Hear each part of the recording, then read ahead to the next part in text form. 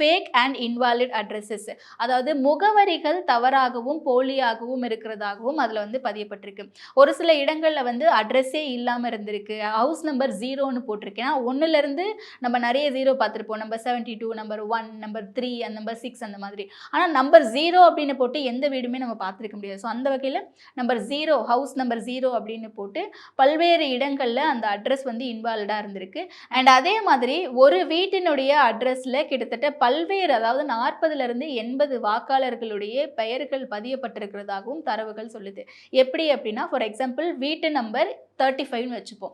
House number 35 அப்படின்ற address, அந்த வீட்டினுடைய சைஸே ஒரு பெட்ரூம் சைஸ் தான் இருக்குது. ஆனால் அந்த வீட்டில் கிட்டத்தட்ட 80 ஓட்டு இருக்குது, 80 வாக்காளர்கள் இருக்காங்க அப்படின்னா 80 வாக்காளர்களுடைய அட்ரஸ்லையுமே அந்த ஓட்டர் ஐடியில் இந்த நம்பர் 35 அப்படின்ற அட்ரஸ் தான் இருக்குது. அப்போ ஒரு பெட்ரூம் சைஸ் அளவு இருக்கக்கூடிய வீட்டில் எப்படி 80 வாக்காளர்கள் இருக்க முடியும்?